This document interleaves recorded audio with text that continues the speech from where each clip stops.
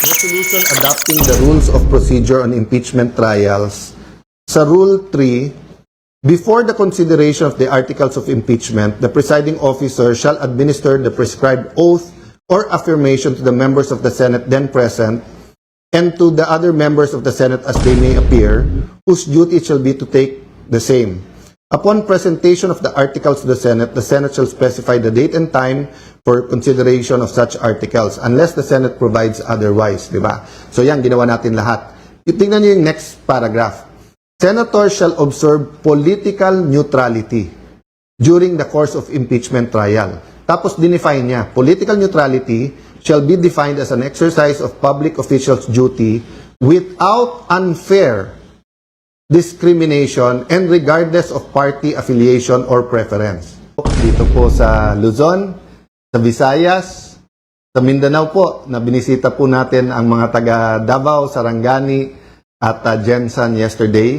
At syempre po, parating special mention ang mga talagang nagmamalasakit, hindi lang sa ating ekonomiya, hindi lang sa kanilang pamilya, pero sa ating buong bansa, ang ating mahal na mga OFWs. Magandang hapon po sa inyo ngayon.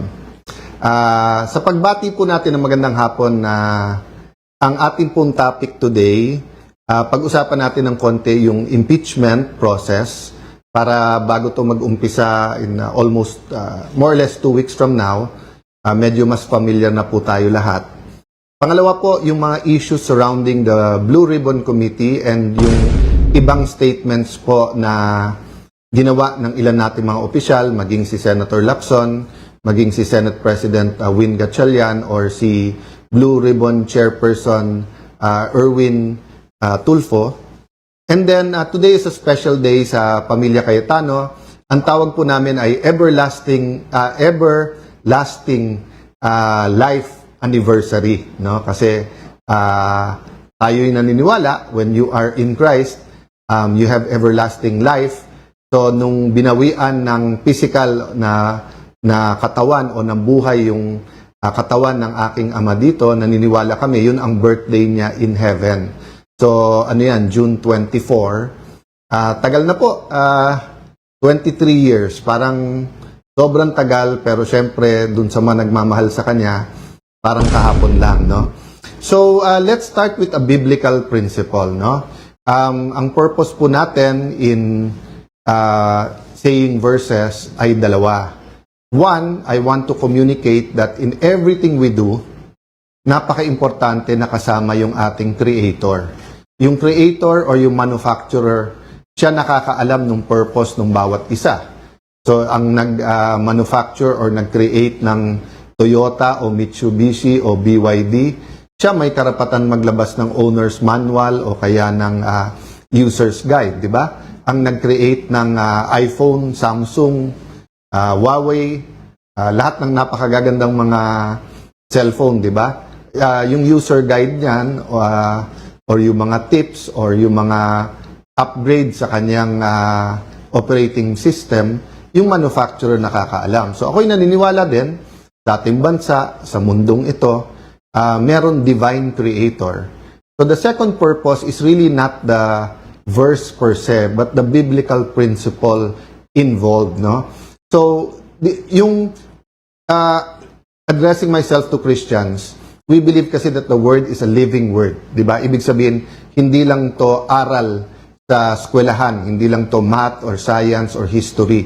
Living word to, it changes you. Having said that, even for non-believers or those who believe something different, or even kasi sa Christian community, di ba, napakadaming denominations, may major differences. For example, evangelicals at saka ang Catholics. But even yung Catholics, di ba, between yung Opus Dei at saka yung Jesuits, or ganun din sa evangelical, kung Pentecostal, kung Baptist, Presbyterian, di ba? Napakarami pong mga pagkakaiba, pero may core beliefs. And these core beliefs, I'll call them principles, di ba? Biblical principles. Kaya paulit-ulit po tayo na we can debate on opinions. Opinion yun eh. So, natural, opinion mo, iba sa opinion ko. So, pag sinabi ni Lani, mas gusto niyang ang suot ko ay blazer or suit. Pag sinabi naman ni Tintoy, na, sir, mas gusto ko pag suot mo t-shirt lang na plain. Pag sinabi naman ni George, iba talaga jacket. Kita mo si Robin Padilla, ang gaganda ng jacket, di ba? So, opinion yun di ba? Ang facts, dapat hindi tayo nagdidebate. Kaya nga fact yun Ibig sabihin, yun talaga. Di ba? So, is the world flat or is it round?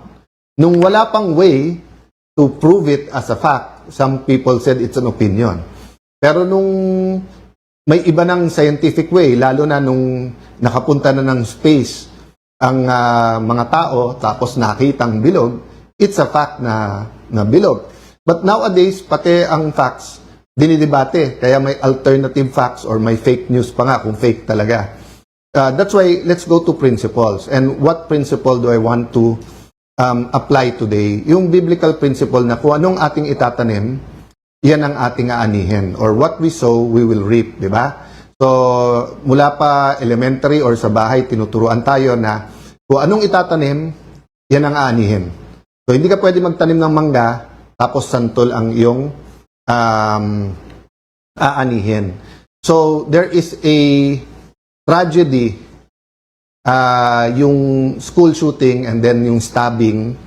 And although it's happened before yung stabbing, and although napapanood natin sa television, for example, na nangyari sa US, I cannot imagine, of course, the parents. I mean, remember si ate po lost a child a few months after birth, at sabi nga niya na no matter how people say, I understand, we feel for you, habang hindi mo naramdaman ay hindi mo masasabi. So, I just wanna really pray for the parents, pray for the loved ones ng mga nasawi, and of course, ask people to, to be sensitive, to pray for them.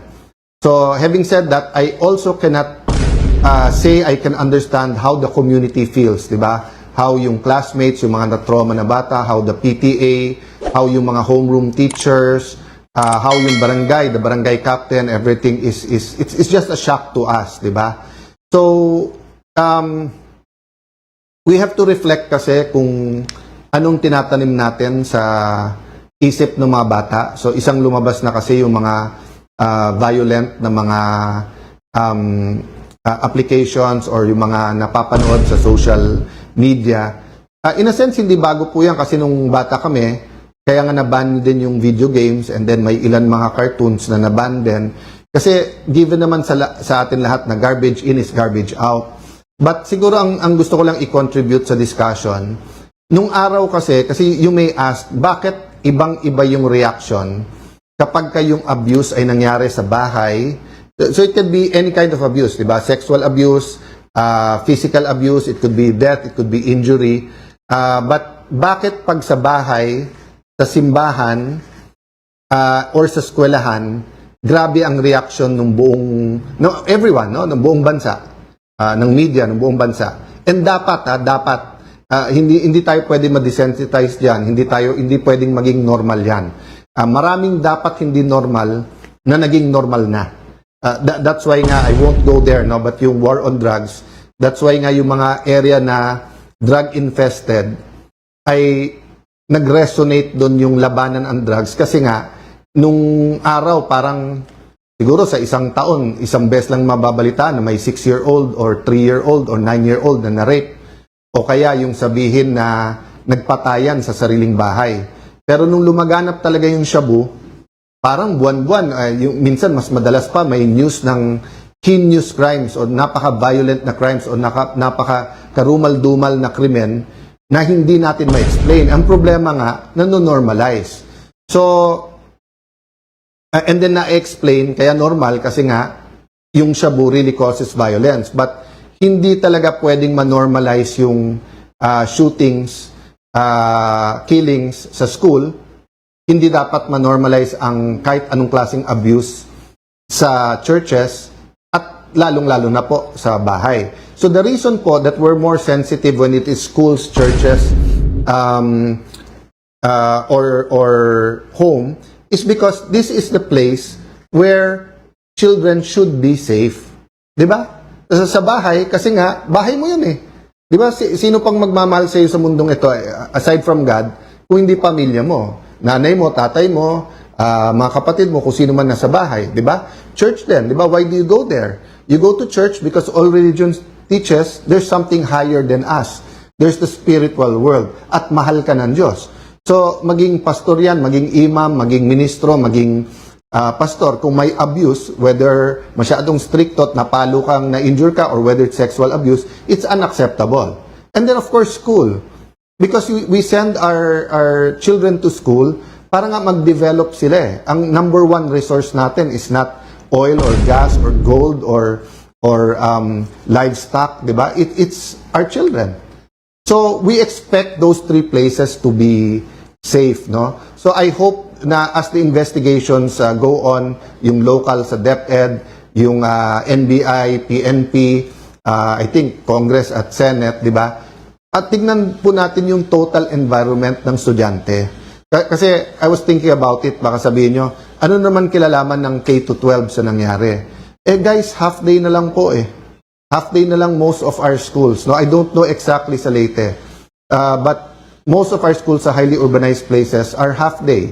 So, mas madami pang oras ang bata sa lansangan at saka sa social media, 'di ba? And then mga churches, most are punong-puno. So, yung supervision din or yung personal time, iba-iba depende sa church. And then homes are not as cohesive as they used to be. It depends, no?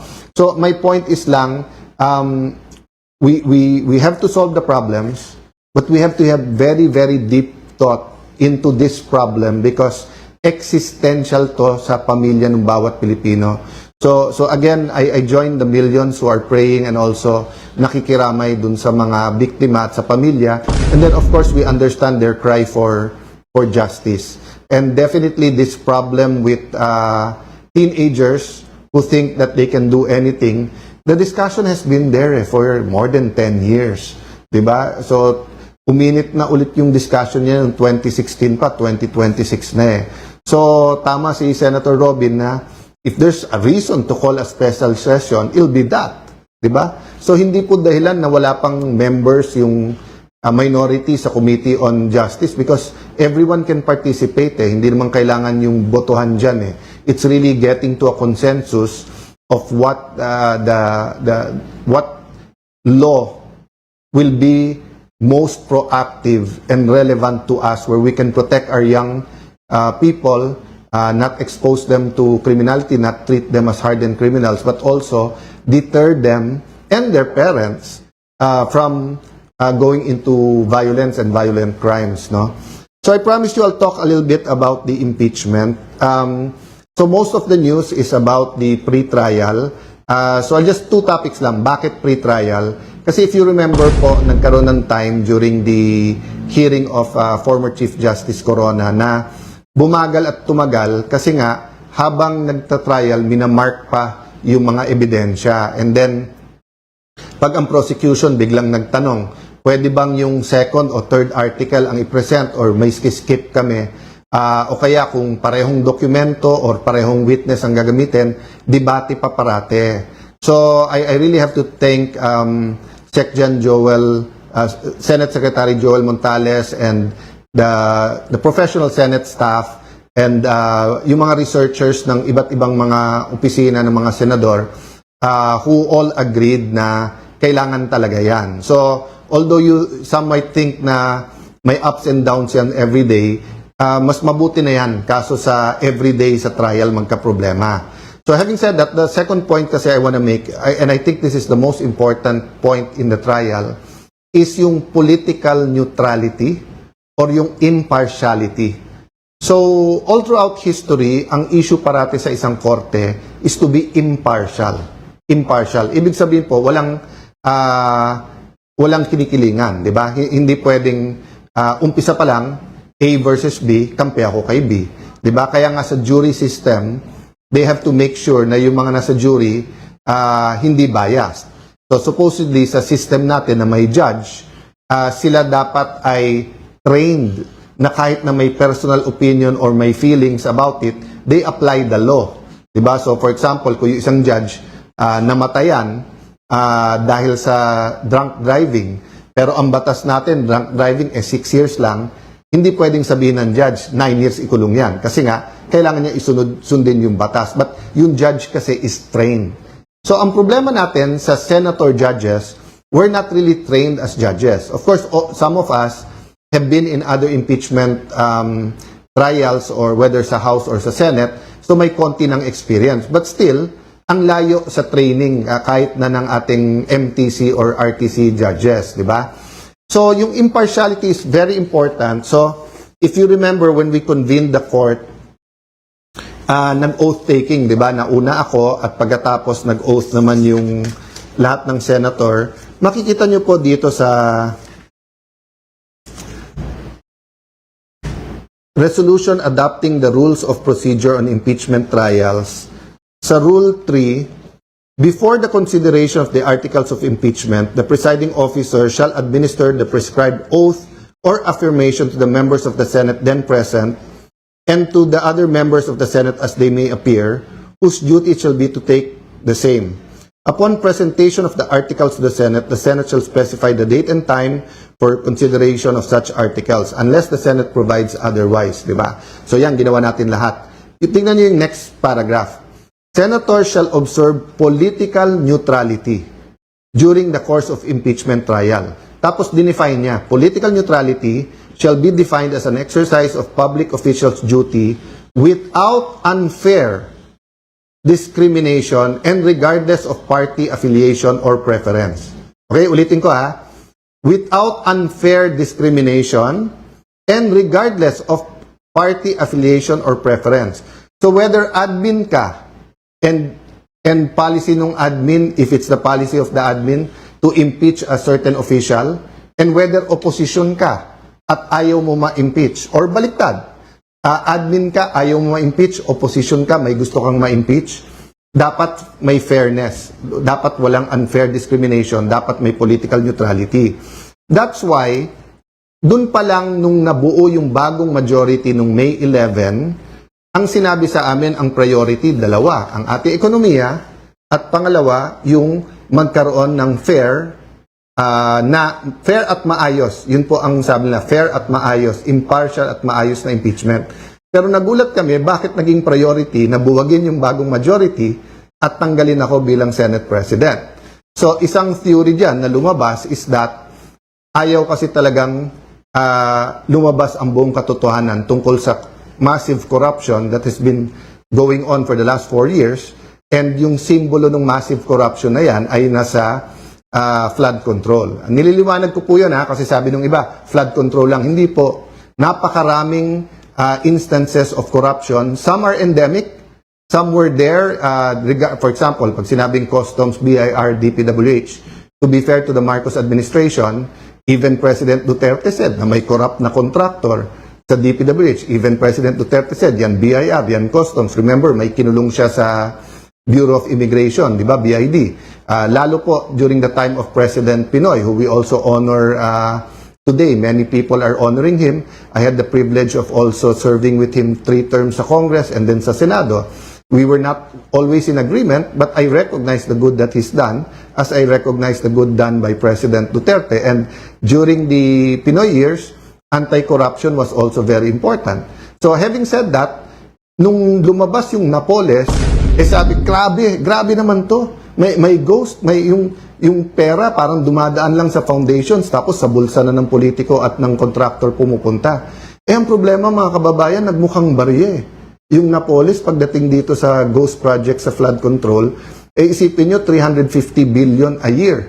Yun ay sa flood control pa lang. Hanggang ngayon po, yung corruption dun sa maintenance projects na is another 300 billion a year. Halos wala pa akong nababasa dyan. So, napakarami pa ho. So, statement po ni Senator Win, paraphrasing, pag may lumabas na ebidensya, pwede mag-hearing. I'm not so sure kung eksakto yun ang sinabi niya. So I won't comment sa kanya. But yung sinabi po ni Chairman Erwin na iikot na lang ba tayo sa flood control? O kaya yung sinabi ng iba na kapag may bagong ebidensya, hindi po ganon. Pag nag-iimbestiga ka, ikaw naghuhukay. Ikaw nag-investigate, ikaw nag-uncover. At kahit sino po sa amin mga senador, congressman, basta't neutral lang ho ha, neutral lang. Wag lang talaga maging alagad or aso or tuta ng Malacanang. Pwede po talaga nating bilangin eh. Yung 18 former Marines, sinabi nila may mga kasamaan sila, active at hindi active. So, yung isang lane lang yon, yung mga bodyguards. May magandang point yung sinabi sa akin ng isang public official din. Sabi niya, Sen, bakit ba ang daming debate kung may katotohanan o wala? So, hindi pa niya sinasabi kung totoo o hindi yung testimony ng 18 Marines. Ang sinasabi niya lang, ba't may debate pa kung yung mga former bodyguards o former Marines ay pwedeng mag-deliver o hindi? Si Zaldico na mismo nagsabi na marami siyang pinadeliveran. Di ba? And everyone agrees that former Congressman Zaldico is in the center of this. So, hindi ko pa sinasabi na conclusive siya ang mastermind or kumbaga sa gera siya ang isa sa pinakamalaking general. But we all agree, whether we believe what he said or hindi, that he's in the center of that. At siya na nagsasabi nga na yung mga nilikom niya ay hindi para sa sarili niya at may mga diniliberan siya. Imposible naman mag-isa siya nag-deliver. So, going back to my point, that's one area to follow. Okay, number 2, dami pang public officials. Ang dami na banggit. So, dun sa inyo na nagtataka bakit ako inaaraw-araw ni Senator Lacson, di ba nasabi ko na kasi nabuko sila eh.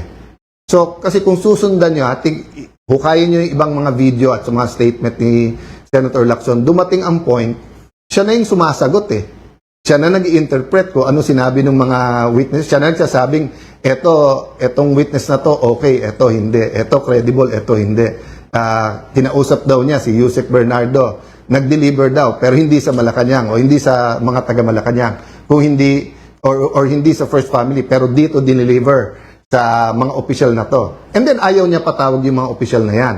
So, kahit na po yung mga investigador sa PNP na 6 months pa lang nag-training, nag-uumpisa na, may simple yan na kung paano mo susundan yung ebidensya. Diba? So, napakaraming leads. So, ang question lang, gagawin natin ba to o hindi? O, bakit ko to inuugnay sa impartial hearing?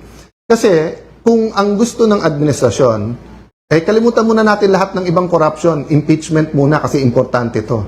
Then that's selective justice, di ba? Then that's discriminating, meaning any other corruption, okay na lang sa atin? Basta't dito na lang? Kasi, why? So, I mean, I won't go into the reasons, obvious naman, di ba? So, we have the rest of this week, we have next week. Why not call a Blue Ribbon hearing? Why not ask both the administration and the opposition sinong gusto niyong witnesses? Nung araw, ganun eh. Naging chairman ako ng Blue Ribbon Committee. Kahit sinong member na magsabing, sir, can we call ganyan? Kasi when you call a witness, so for example, kung 10 kami mag-attend, ako gusto ko magtanong sa 18 Marines. Oras ko yun eh. Ako magtatanong doon. Ngayon, may nasabi silang hindi sang-ayon. O magtanong sila. Kaya nagtataka nga ako kay Senator Erwin, ba't nagko-comment pa about the 18? Sabi niya, mag-inhibit siya. At si Senator Pangilinan na dapat ang mag-hearing dyan. Kasi kung ang sasabihin po natin ay, sige, we're getting organized. Okay, pero kung sasabihin nyo, oy, tapusin natin impeachment, wala mo ng Blue Ribbon hearing. Sandali lang. Napakalaki, mas malaki yung pinag-uusapan nating amounts eh. Di ba? Parang bundok versus... So, yung pag-uusapan sa impeachment, hindi ko mamaliitin yon. Pero kung ano man ang pag-uusapan natin sa corruption compared sa impeachment, it is at the very least as important. But in terms of volume of the money lost, napakalayo. Di ba? So ang point ko po, kailangan nakakapag-multitask tayo. Di ba? Kaya nga dinidistract eh. Kaya nga inaaraw-araw ko ni Senator Lacson, sasabihin niya, move on, tapos siya din ang hihirit. Ang daming, i-explain ko yon yung sinasabi niyang hindi statesman. Ang i-explain ni Senator Lacson ito. Kasi ako, 2007, naging chairman ako ng Blue Ribbon Committee. Before that, 3 terms akong congressman. So, although nung congressman ako, nababantayan ko lang yung Blue Ribbon Committee, pero hindi naman ako nakapag-participate. But from 2007 until recently, nababantayan ko at active ako dyan. Halos lahat ng naging chairman dyan, sinusundan ng ebidensya. halos lahat ng naging chairman dyan sa Blue Ribbon Committee, may reklamo ka man, hindi nila sasabihin na ano yan, committee de absuelto or iwa-whitewash, di ba? Pero during the time of Senator Lacson, kaisa-isa siyang chairman na obvious, dinidetermine ang direction ng committee. Siya na nagtuturo kung sinong guilty o hindi. Pati papunta sa DOJ, papunta sa ombudsman, di ba? Parang nagpapasahan. So, very, very clear yon, di ba? So, kung gusto niyo ng pampaputi, punta kayo kay Senator Lacson kasi magaling mag-whitewash. Baka may, may pampaputi, di ba? So, yun ang, kino-compare niya ako sa lahat ng naging Senate President. Sige, compare din kita. Di ba? Kay Senator Gordon, ang comment lang naman doon dati, mag-chance din magsalita yung iba. Once, si Senator Trillanes parang sinasabi. Pero Senator Gordon was always open. Anyone can ask questions. Pag sinabi mo, invite to, i-invite. Yung ibang naging chairman, Senator TG, maraming nagalit sa kanyang senador. Marami. Kasi nga yung Napoles, maraming tinamaan. Actually, some thought nga he was too open kasi minsan hindi pa na-verify na pag-usapan. But walang whitewash. Baliktad, ang tingin ng iba, too open nga. Wala naman reklamo nung ako ang naging chairman ng Blue Ribbon. So, napakaraming iba, sundan nyo. Wala doon. Kaya hindi yung partial report, ngayon, pinupuri niya ang ibang kasama natin. Pero nung una, pinupush niya na pirmahan yung report. Nakalimutan na rin yun. I won't comment there, but I just wanna say is, number one, it's too important for our country to be able to find a permanent solution, a permanent system, a real culture against corruption na masolve natin to. Pag lumipas tong administrasyon at hindi natin sineryoso ang flood control at yung infra na corruption sa DPWH, babalik to mas masama pa. Para tong TB na hindi nyo tinuloy yung gamot. Magiging drug resistant yung strain, di ba? So parating sinasabi po yon pag tinitreat yung tuberculosis na kailangan, kahit maganda na pakiramdam mo, kailangan mong tapusin yung gamot. Hindi pwedeng sa pangatlong buwan, medyo maganda na pakiramdam mo. Hindi. Ganun din po sa corruption. Minsan lang tayo malingat dyan, mabibinat tayo na mas malaki pa. Nangyari na eh. From Napoles to flood control, grabe po. Di ba? So, having said that, I just want to mention this. We can't keep saying change, then we just change administrations, change presidents, change ombudsman, change Senate president. We have to change the political culture. We have to change our values. We have to change the foundations of what we call governance and values sa governance. So, I'm inviting everyone, total marami na tayo sa page na to, kung may ideas po kayo, let's put together a Philippine agenda. I think yun po yung mali from EDSA 1 until present, na kapag gusto natin ng revolusyon, inaano natin tao, sama-sama na tayo, magkaisa tayo, sama-sama na tayo. Pero pagka napalitan na ng leader, kami leaders, kami na lang magde-decide. So I think if we want a real change, first, we have to ask God, Lord, anong masamang ginawa at anong ba? Number two, we have to do it together. So, special mention ko lang yung Tindig Pilipinas. So, di ba, yung grupo nila, Kiko D, nag-file sa ombudsman. So, na-receive namin today. Kausapin ko pa lawyers ko, pero alam ko na, sinabi ko na sagot ko dyan. But I just want to congratulate them for doing the job for the administration. Alam ko naman na nung ginawa ko to, sunod-sunod na mga kaso ang pupunta sa amin. Sanay na kami dyan, di ba? Sinabihan yung mga senador, pag hindi kayo malis, kakasuhan, pagka hindi kayo... Basta, so ang point ko lang, just remember who you are, Kiko. Di ba? Kiko D. Aquino ka, hindi ka Kiko D. Marcos. Di ba? So, don't get instructions from the administration. In fact, kung nag-volunteer kayo, then you're even doing them a favor. I know, meron kayong issue kay Senator Bato, so file the cases. File the cases. Di ba? Mismong DILG nagsabi, nung nasa Senado yung si Senator Bato, walang warrant silang alam. Di ba? So, paano naging obstruction of justice? But I'll end there because I want to just spend a little bit of time to remind you what my dad stood for, no? So maraming nagpo-post at nagpapasalamat naman ako sa lahat. And my dad was a fighter. He believed in education. Madalas niya sabihin sa amin na, Alan, Renren, Lino, Pia, I can leave you, sa house, sa money, pero mauubos yan. Pero the education, pag sineryoso nyo, walang makakaagaw sa inyo yan. Then, my mom's a teacher. My dad was a disciplinarian. So there's so many things I can tell you about my dad, and salamat sa mga nakaalala sa kanya. But the most important thing is, nung nagkasakit siya, he had an encounter, no? And he saw a light. Ang tawag nung iba doon, Damascus experience. Kasi he kept on crying and then he kept on saying, why me? So akala namin, kasi ako yung nasa labas noon, din mami ko nasa kwarto, so I ran to see them. Actually, I woke up, para ako nahagis from the couch to the floor. We were in the US noon, nagpapagamot siya. And then, he was crying, why me, why me? So sabi ko, why me? Kasi nga, medyo hindi pa niya alam na cancer sa tiyan yun. Akala pa namin liver. Pero masakit parati, may pain parati. Pero nung sinabi niyang why me, sabi niya, alam niya yung ilaw na yun, na-feel niya na si God yun. At why me? Kasi parang sino siya para sabihin sa kanya ng Diyos na buhay siya, na I am a living God. Di ba? Yun yung interpretation ko. So, hindi yun yung exact words. So, after that, alam nyo, may message ang dad. Ang message niya, number 1, make God number 1 in your life. And number 2, spend a little bit of time every day with God. So, sa dami ng pwede ko sabihin about my dad, I know if he was here, ang dami niyang gustong sabihin, pero ang ulit-ulitin niya yon na mga kababayan, mga kapatid, make God number 1 in our life. And then number 2, always spend time with God. So I have a week naman at hindi rin ako nakapag-post nung Father's Day. Medyo parang 10 years ako hindi migraine, but nagkamali ako. I drank grapefruit, citrus yon, so nag-migraine ako nung Sunday. But I can spend naman the next few days telling you also something about Father's Day, about my dad.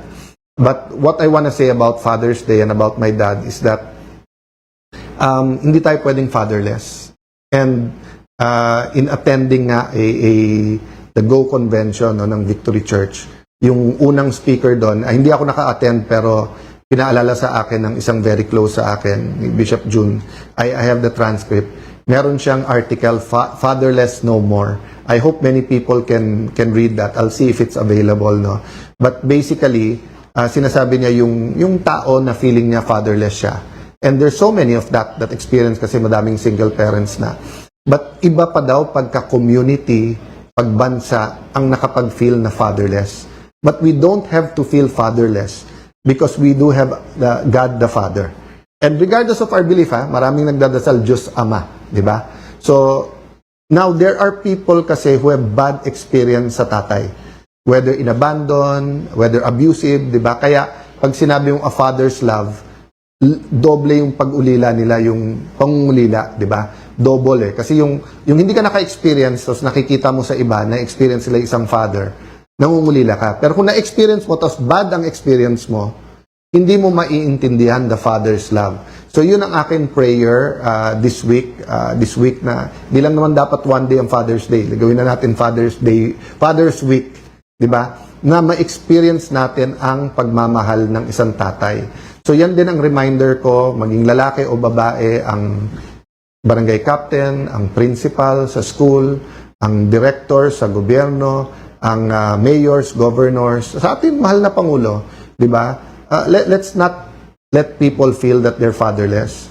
So ngayon na may economic crisis, problema nung earthquake sa Mindanao, yung pong mga killings na nangyayari sa mga eskwelahan, nangyari po sa Ateneo basketball team, people are looking for a father, di ba? And sometimes you didn't ask to be the father, pero kung ikaw ay barangay captain, kung ikaw ay mayor, governor, ikaw ay presidente, ikaw ay head ng COA, ikaw ay head ng AFP, ikaw ay head ng PNP, people need a father. So sa ating pagdadasal at pagse-celebrate ng Father Day, let's also pray for the other fathers sa ating bansa. Kasi kapag naramdaman talaga ang pagmamahal ng isang tatay, mararamdaman mo yung protection, yung comfort, at saka kahit may uncertainties, alam mong may panghahawakan ka, di ba? So, let me stop there and hope, di ba, na despite lahat tong division sa ating bansa, man-navigate po natin yung Blue Ribbon Committee, yung impeachment, and then itong mga sunod-sunod na violent crimes na nangyayari sa ating bansa. Don't forget about our economy, ang pangangailangan ng ating mga magsasaka. Planting season ngayon medyo okay, but because of the Israel-US war, yung kakulangan ng fertilizer, additional problem. Even before the fertilizer may shortage at nagmahal, problematic na ang ating buong agriculture sector. No? And every administration has promised they'll do more. I honor the secretaries of agriculture. Many of them have done a lot. Pero napakarami pang pangangailangan ng ating bansa. And I fear that storm season is coming. Kita nyo po, konting ulan, baha, kaliwat kanan. Di ba? I mean, again, kung anong itatanim yan, nangaanihin. Nung pumutok yung flood control scam, yun na ang nabanggit na natin po yan, di ba, na pagka hindi mo tinuloy yung ibang flood control projects, yung linis-linis lang, tapos massive urbanization, tuloy-tuloy yung pollution, climate change. So, yung dadating na baha, dadating na super El Nino, dadating na economic, sunod-sunod na problema. So, let's pray, no? For father of a nation, father ng schools, father ng mga bawat bayan at syudad, di ba? So, kailangan po natin yan. So, thank you for the time you spend with me dito. And thank you sa mga kapatid natin sa media. God bless you po. Dito sa Vienna, nakakulong at nakikinig sa mga video recordings ng mga lectures. Alam nyo, napakahirap nitong ginagawa ko kasi this is the 8th compliance period. Ako po, exempt ako from the 1st to the 7th compliance period. At sa tingin ko, ako po yung pinakamaraming MCLE lectures, no? Sa larangan ng international law at saka sa constitutional law at saka sa oral advocacy. Pero ibig sabihin po niya, 7 compliance period, and that's 7 times 3, 3 years po yan, no? 21 years, meron po akong exemption. Mula po nung tumigil ako magturo at wala na sa gobyerno, kinakailangan mag-comply na. At ngayon, I have 2 compliance periods, no? Bagamat ang hinahabol ko yung 8th, yung 9th naman po hanggang 2028 pa ang compliance period, no? So out of 36 hours, ako po yung nakakapag 16 hours pa lang, plus meron akong 4 na lectures na 4 hours, so mga 20 hours na lecture ko nung 8th compliance period nung ako yung nasa Pilipinas pa, no? So I have 16 more hours to go. So marami-rami pang pagkakakulong yan sa kwarto bago matapos at makakuha ng 8th compliance period. Pero kahapon po, we brought to you live the hearing of Tatay Digong sa case conference, second case conference. At itong si Judge Corner, na siya talaga namang pong mukhang patas na judge dahil sinabi niya na siya ay may alinlangang na talagang mag-set ng fixed date sa pagliliti si Tatay Digong kung saan dapat siya ay physically present dahil sa kalusugan at sa edad ni Tatay Digong. At saka nagtanong sa prosecution, ba't ang dami niyong ebidensya tungkol sa mga sinasabi ni Tatay Digong? Kailangan ba talaga yan, no? Yan po ay napapakitang patas siya kasi nga ang prosecution talaga ay inaasahan na yung mga nanggaling sa bibig ni Tatay Digong ay magpuprueba yung kanilang intent na pumatay, no? Pero tama naman po si Judge Corner na bakit pa kailangan ebidensya yan? Yan ay walang ibig sabihin, no? Dahil yan ay mga salisalita ng politiko. Pagamat siya po sa tingin ko ay patas, abay kahapon nagbabala siya. At ito po ay dahil sa mga nabanggit at nasabi na nung dating abogado ni Tatay Digong, si Kaufman. Sabi niya, binigyan na ng babala itong si Kaufman nung isang pagkakataon na huwag magsalita sa labas ng hukuman. Na ang mga abogado, lahat ng gusto nilang sabihin sa loob ng hukuman at hindi sa media.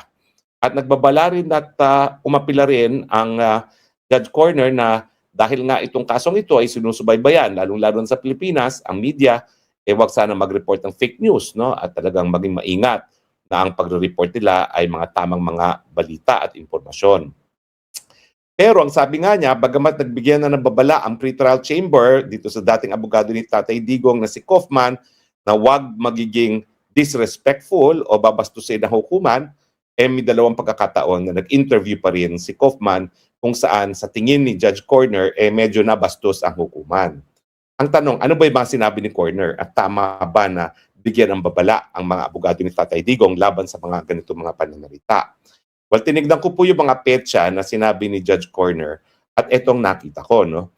Yung mga interview na sinasabi ni Kaufman, hindi ko po alam kung talagang yan na interview sa media. Meron po kasi siyang paboritong vlogger na kinakausap at ang tingin ko nga, part of the problem is, buti sana kung mainstream media yung kinakausap niya. Hindi. Kasi kung mainstream media, kahit papaano makakasagot siya ng mga tanong na galing sa media para nga mapakita kung ano talaga yung mga katotohanan na gustong iparating ni Kaufman. Pero sa vlogger siya nakikipag-usap. No? Hindi ko pong alam kung itong mga tinutukoy ni Judge Corner ay kabahagi ng interview niya sa isang vlogger. Pero nangyayari nga po dito, hindi natin alam kung talagang nagkakaroon ng interview kasi lumalabas na lang transcript na di umano ay nagkaroon sila ng interview with the vlogger, pero sa tingin ko yan po ay prepared Q&A na. Ano ba yung mga sinabi ni Kaufman na naging dahilan kung bakit nagbabala itong si Judge Corner na sa tingin ko ay patas, no? Well, ito po yung mga nabanggit ni Kaufman matapos mabasura ang, hindi mabasura, matapos ma-confirm ang mga charges kay Tatay Digong, ibig sabihin, tutuloy po sa paglilitis na nangyayari ngayon. Yung unang sinabi niya, ang sinabi niya ay yung desisyon ng pretrial chamber confirming the charges, bagamat meron tayong objection nga sa jurisdiction dahil tayo po'y umalis na ng ICC, at nagsimula ang yung leave para magkaroon ng preliminary investigations sa pangalawang taon ng pagkakaalis natin bilang miyembro, ay yan po dapat sana ay naging dahilan para nga mawalan na ng jurisdiction ng hukuman, pero hindi po yan ang naging desisyon ng pre-trial chamber na kinonfirm ng appellate chamber na meron pang jurisdiction ang ICC. No? So yan yung tinawag ni Kaufman na illegal. Pangalawa, sinabi rin niya na kaya nagkaroon ng ganitong desisyon ay dahil pinaglalaban ngayon ng ICC yung kanyang buhay. Sinasabi niya na yung si Tatay Digong daw ay talagang existential question, no, para sa ICC dahil kung wala si Tatay Digong, baka mawalan na ng saysay at dahilan para kinakailangan pa magkaroon ng ICC. Pangatlo, sinasabi nila na big catch itong sa ICC kaya ayaw nilang bitawan ng kaso miski sa tingin niya wala na talagang jurisdiction. At pang-apat ay ang motivasyon daw ng hukuman para ituloy ang kaso kay Tatay Digong ay dahil kinakailangan nga nila na maging significant pa ang hukuman, no? Sa kabila ng kabi-kabilang mga pagbabanat sa hukuman na nanggagaling sa Amerika, sa Russia at Israel, no? Na kinakailangan talagang mabuwag na ang hukuman. Well, unang-unang addressin ko muna, tama ba si Kaufman? Well, alam niyo naman yan, si Kaufman had nothing good to say about me. Pero ako po'y Kristiyano. Ako po'y mas matagal na nagpa-practice kaysa kay Kaufman. So I take these statements by fellow lawyers in stride. Baliwala po sa akin yan. Sa akin, totoo naman po ang sinasabi ni Kaufman. Totoo naman po yan dahil nasabi ko rin yan. In fact, isa sa tingin kong naging dahilan kaya hindi kami magkasundo ni Kaufman, ayaw niya ako nagsasalita dahil sinasabi ko exact same things na sasabihin niya. Ayaw niya na maunahan siyang sabihin ng mga sasabihin ko. Well, yan po ang naging problema ni Kaufman. Kasi siya abogado sa kaso, ako hindi. Ako, pwede akong magsalita at wala akong pananagutan dahil hindi naman ako humaharap sa hukuman. Pero siya humaharap sa hukuman, so magkakaroon siya ng pananagutan. Pero maski ako po ay linapastanganan ni Kaufman sa kanyang mga pananalita, ako naman po talaga, never naman ako nagsabi ng masama sa kanya, isasabihin ko po, tama naman po ang mga sinasabi ni Kaufman. Totoo naman po na ang basa ko sa Rome Statute ay talagang wala ng jurisdiksyon ng hukuman. Kasi voluntaryo ang pagiging member ng ICC at dahil po dyan, wala naman tayong obligasyon na till kingdom come, hindi tayo po pwede umalis. At pag tayo umalis naman, hindi naman po pwedeng till kingdom come, may obligasyon tayo makipagtulungan. Kaya nga po binalanse ng Rome Statute yung karapatan ng mga bansa na umalis at karapatan ng hukuman na ipagtuloy ang mga proseso na nasimulan na. Ang balanse ay kinakailangan hingin or i-trigger ang jurisdiction ng hukuman sa pamamagitan ng paghingi ng abiso magpatuloy sa preliminary investigation sa loob ng 1 taon lamang matapos magbitiw ang isang bansa. So, on point 1, totoo po, I agree with Kaufman, illegal. Pangalawa, totoo ba na big fish si Tatay Digong? Totoo po. Kasi mga tinrail ang mga nahusgahan na at na-try na ng ICC at well, abiso po sa mga African countries, Iyan naman po ay galing sa mga bansa ng Africa na karamihan dun sa mga bansa na yan ay mga failed states. So, tanggapin na po natin yan, no? Na talagang bagong-bago ang demokrasya sa Africa at talagang iba talaga ang kanilang mga institusyon doon sa mga lugar na yan. At in fact, kaya nga nagkaroon ng ICC dahil hindi na gumagana talaga ang mga hukuman doon sa mga lugar na yan or talagang hindi nila pinapatawan ng parusa yung mga dapat kasuhan dahil sila ay mga makapangyarihan. So, totoo naman po yan. Ito yung kauna-unahang pagkakataon na meron tayong isang nasasakdal na galing sa isang bansa na gaya ng Pilipinas na merong mature legal system. Bakit po sinasabing mature? Aba, tignan ninyo, bukod sa writ of habeas corpus na ang intensyon ay pangalagaan ng karapatan ng kalayaan, meron pang writ of habeas data, meron pang writ of amparo. At talaga namang may decision pa ang Korte Suprema na kinakailangan ang mga kaso ng patayan ay talagang imbestigahan ng hukuman hanggang magkaroon ng resulta. Yan po ay desisyon ng ating Korte Suprema, no? So, sa akin, big fish siya kasi una-una presidente siya ng isang napakalaking bansa, 110 million, na merong established legal system at siyempre kauna-unahang republika sa buong Asya. So, hindi po tayo parang African state na bago pa lamang na walang hukuman. Tayo ay talagang kinikilala na mature legal system at siyempre dahil tayo nga kauna-unahang republika sa Asia, tayo ay kinikilala bilang isang mature na political entity. So big fish talaga si Tatay Digong. At totoo, I agree with him again na talagang yan ang dahilan kung bakit nagpilitan sila na ipagpatuloy ang kaso lamang kay Tatay Digong.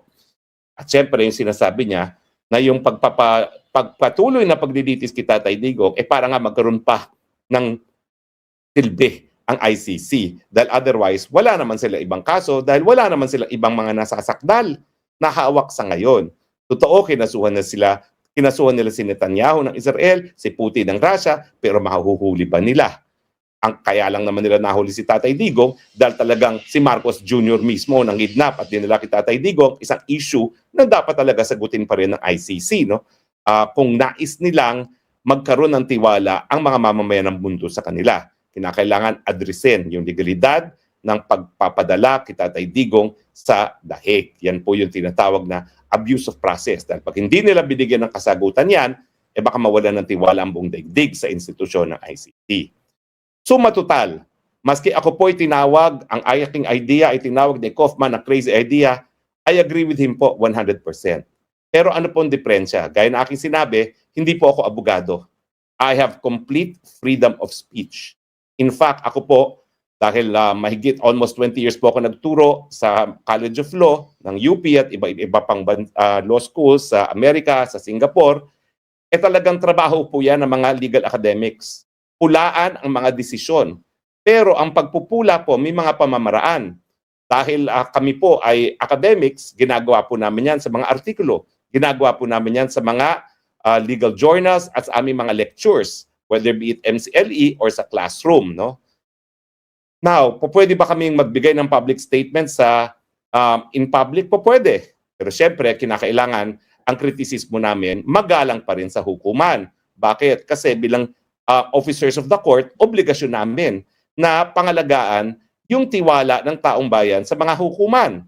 Dahil kapag nawala yung ganyang tiwala, bakit pa sila pupunta sa korte? Yung katarungan na hihingin nila, gagamitin na lang nila sa kanilang dalawang mga kamay. Law of the jungle ang magresulta.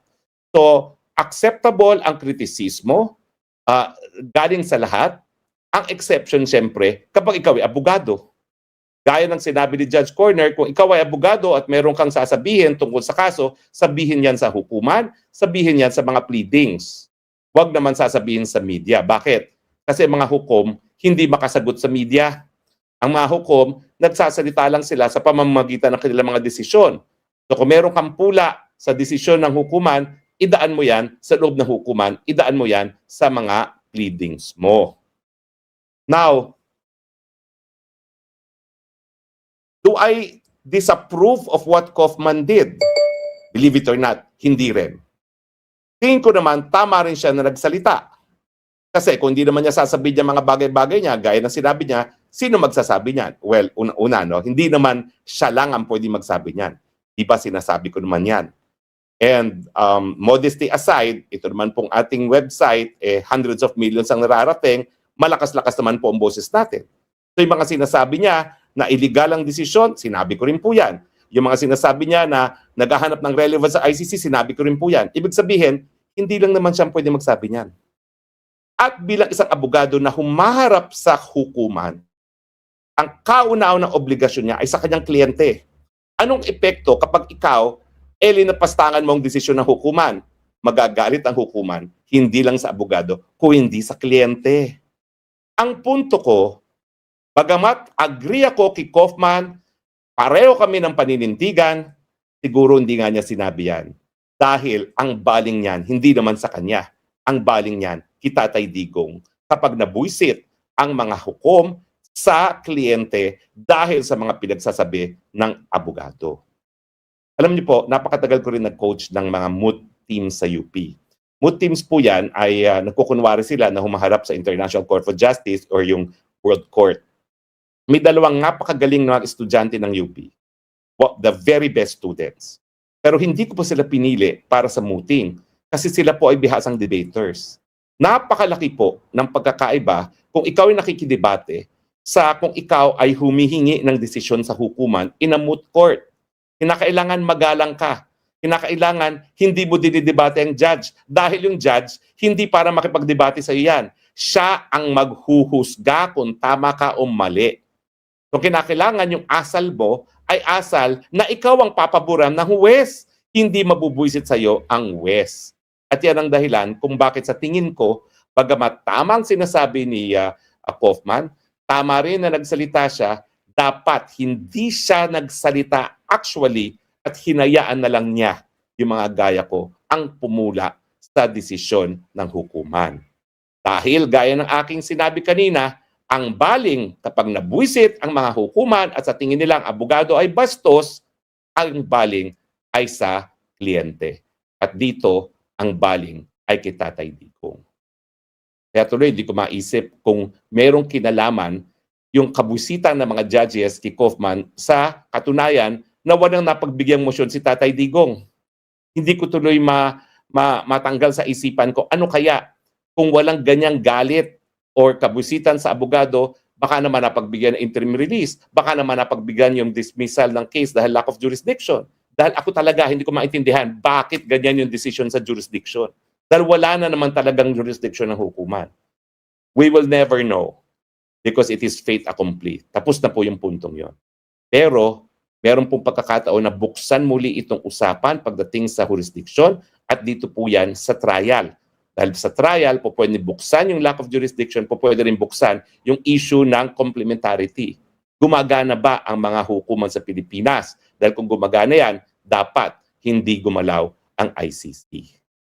At ngayon po, ang mabuting balita sa asta naman ni Judge, mukhang dahil matagal na silang magkasama ni Peter Haynes at pareho silang Briton, mukhang magkasundo sila. Hindi ko tingin na bibigyan niya ng special attention o special treatment si Haynes. Pero at least, sigurado tayo, hindi nabubuisit itong judge nito kay Haynes dahilan para tayo naman ay maging kampante na magkakaroon na patas na paglilitis si Tatay Digong. So Tatay Digong, hang in there. God is with us. In Him we trust. Maraming salamat po sa inyong patuloy at pagtangkilik ha. Ito po inyong Spokesang Bayan nagsasabi, I love you Philippines. You're the only country that I have. You're the only country that I love. God bless.